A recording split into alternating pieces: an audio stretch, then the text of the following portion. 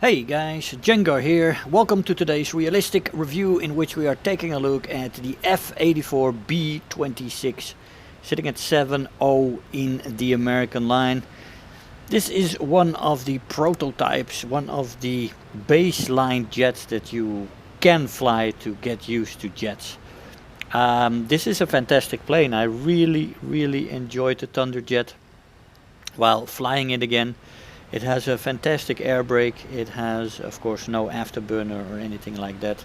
And you have, at the 7.0 beta rating, you still have a lot of down tier. So you can like ease into the gameplay.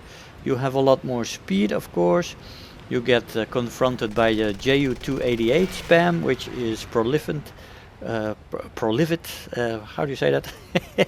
In the current gameplay, they are still being flown a lot, and yeah, man, as you get a little bit higher into the jet rankings, 7.3, 7.7, that's only slightly higher, but still in rank 5, you get a lot of up tiers, and you're often hard pressed to get easy results. You don't get many easy results, but in this plane and its brothers at 7.0 beta rating, you can definitely get some good matches quite easily, and you can get eased into the jet gameplay, which this plane is ideally suited for, of course, because this is a fast plane and jet gameplay is built around speed, more straightforward runs, hit and run, boom and zoom. You know, it's quite straightforward. You don't have missiles yet to worry about, and you just got to make sure that you keep the plane fast. This plane also rolls quite well, so overall it's really nicely made jet at an interesting beta rating with jet matches, but also still with prop matches which you'll face. The maximum speed in this plane at sea level without WEP is 946 kilometers an hour. At 4500 this is 735, and finally at 6500 meters you can take her to 645 kilometers an hour.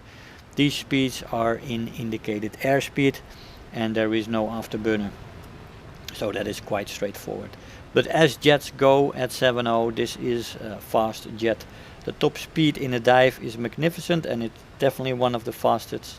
When it comes to diving at 7.0, it's 993 before she redlines, and over 1050 when she rips. I tried it twice from high altitude diving down to see if I could rip the plane up, and it didn't work, so I crashed into the ground at around 1050 at the fastest attempt.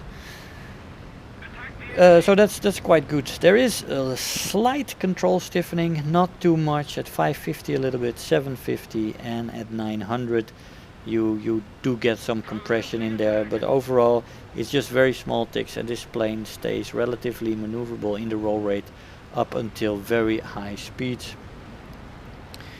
The stall speed lies around 240 kilometers an hour. It is alright for a jet. The jets are a little bit less capable when it comes to stall speed often, and are also often less capable at slow speeds. They become a little bit more sluggish. So yeah, low speed maneuvering in most jets is less easy than in the props that you are used to when you get to these jets. But this plane is it's alright when it comes to handling. It just it doesn't accelerate too quickly.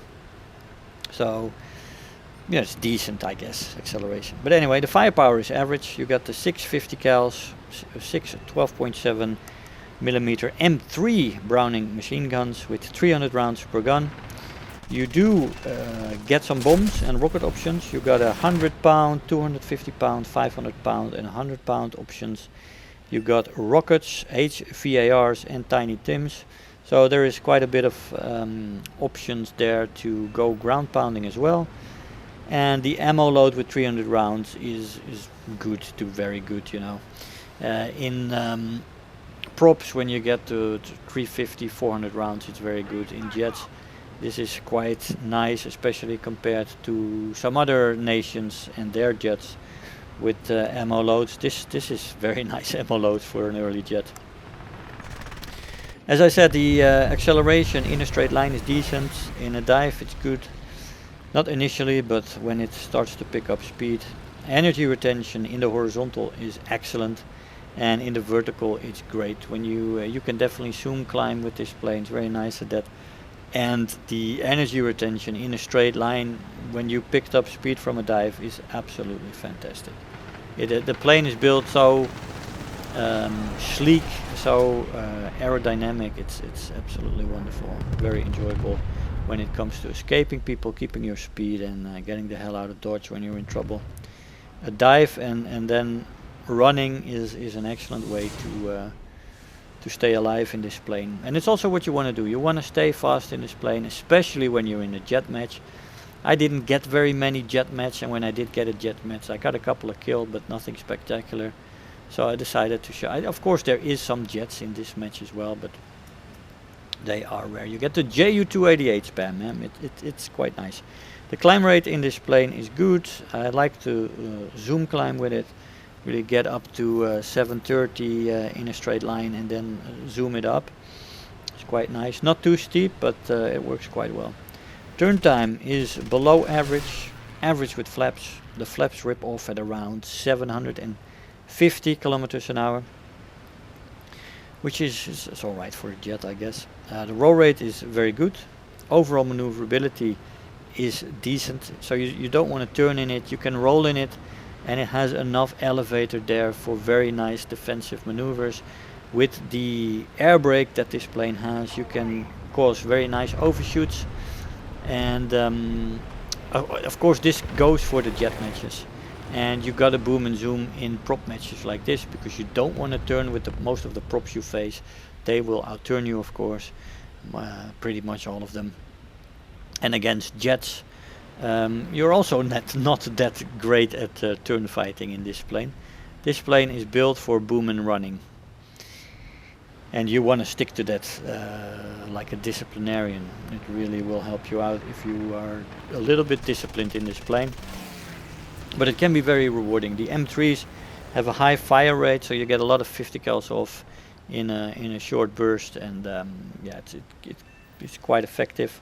Although you do have to get used to the jet thing. When you have more speed, your shooting windows and hitting windows are shorter, and with the 50 cals you can get hits and crits, you know, without getting the plane dead. The overheating in this plane is not an issue.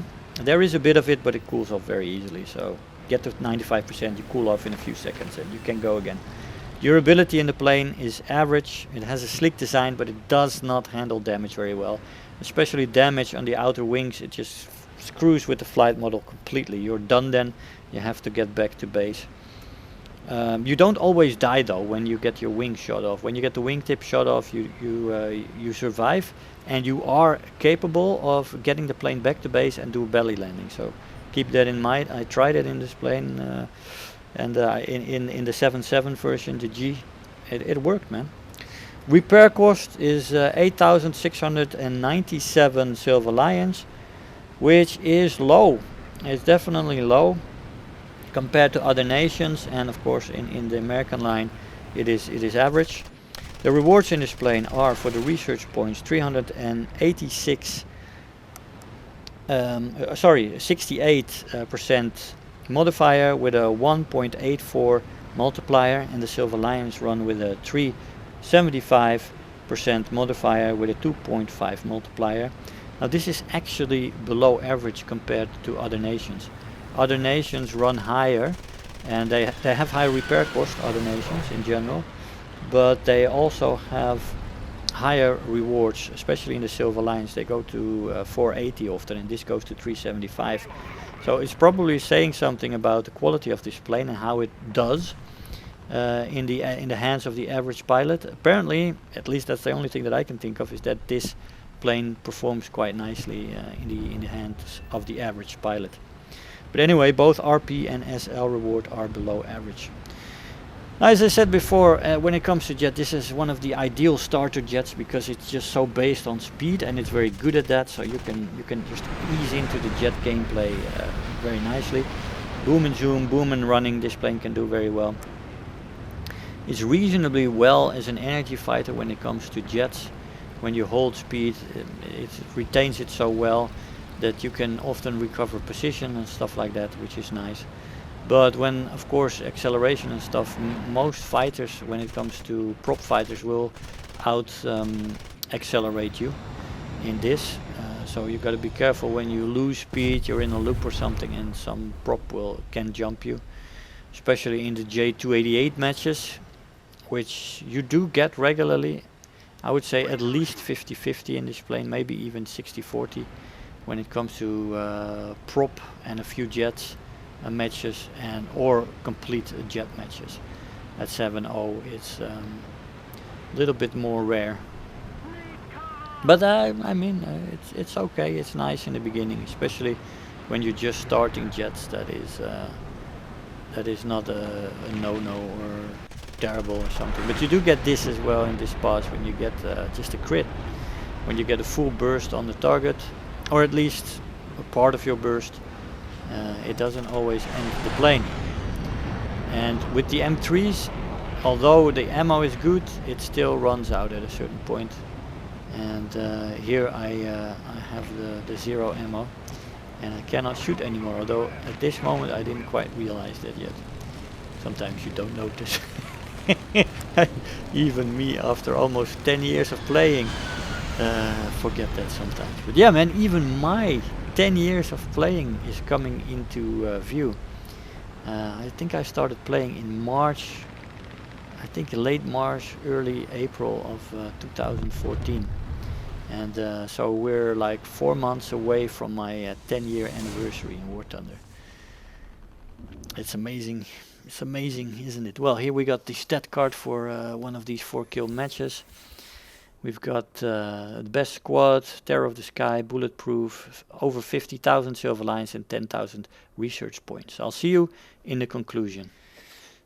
Hey guys, so here we are after the match. The F-84B is a fantastic little starter jet. I really like it. Nice focused firepower in the nose. You've got a nice air brake. You've got good roll rate. You've got fantastic speed. You're fantastic in a dive with great energy retention. And yeah, man, it's nice. She's fast, so it's what you want in a jet. You can overshoot with your roll rate. Defensive flying is very possible with in combination with the air brake. And when it is at speed and you keep it at speed and you're disciplined in the boom and run flight style, then you are barely touchable for many of the planes that you'll be facing. There's quite a bit of down tier still to be had at 7.0, which is nice. When you get to 7.3, 7.7, you get up-tiered a lot. Up-tiered a lot, that's for sure. Yeah, but all in all, very enjoyable jet, the Thunderjet. I really like these planes. And they're very straightforward and very nice to start off with in jet. So I definitely recommend you visiting this plane and having some fun in it. It is definitely worth your time. Guys, I hope you enjoyed the video. I want to thank you all for watching, and I'll see you guys next time. Bye-bye. If you're new here, make sure to hit the subscribe button, become part of this community. If you are already a subscriber, don't forget to like the video, do leave me a comment, and if you really feel like helping out today, make sure to share the video with your friends and let them know about the channel.